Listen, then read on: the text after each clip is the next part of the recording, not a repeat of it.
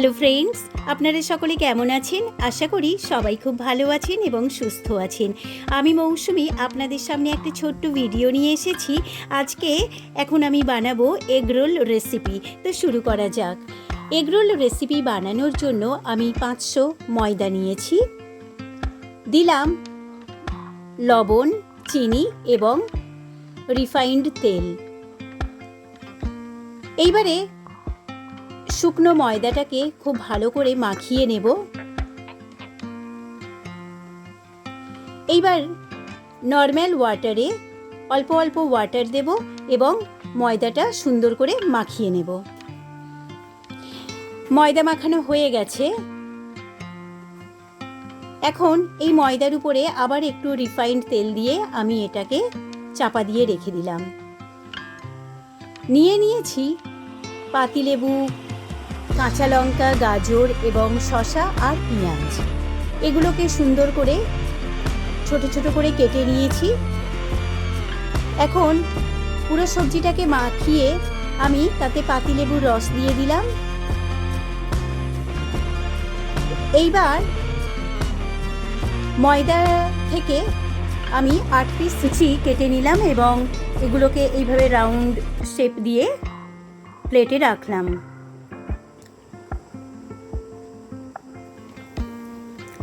এইবার এই লেচিগুলো একটা একটা করে আমি বেলে নেব।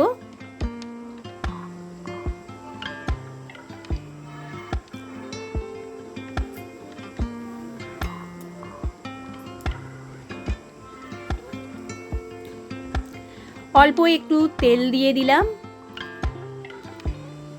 আর ময়দা দিয়ে এইভাবে পুরো রুটিটার উপরে মাখিয়ে নিলাম এবং ছুরি দিয়ে এটাকে এইভাবে কেটে নিলাম। এইভাবে হাতের সাহায্যে এইভাবে রাউন্ড রাউন্ড করে পুরো লেচিটাকে একবার ঘুরিয়ে নেব।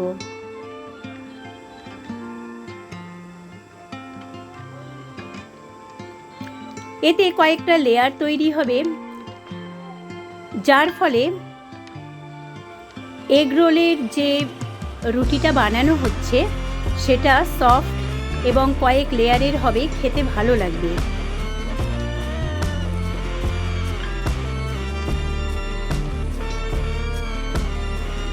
এখন সেঁকে নিচ্ছি রুটিগুলো।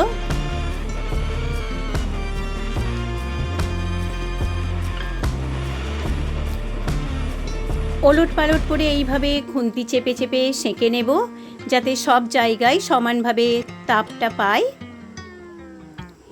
এইবার এই কাঁচের বোলের মধ্যে একটা ডিম নিয়েছি, দিলাম সামান্য লবণ। এইবার তাওয়াতে তেল দিয়ে ডিমটা ভেজে নিলাম এবং বানিয়ে রাখা রুটিটা ওই ডিমের উপরে চেপে দিলাম।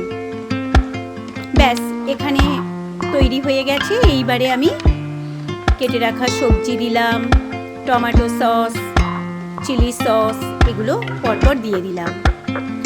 এইভাবে রোল করে নেব এবং ফ্রেশ সাদা একটা পেপার এইভাবে ধরার জন্য লাগিয়ে দিলাম। ব্যাস ফ্রেন্ডস,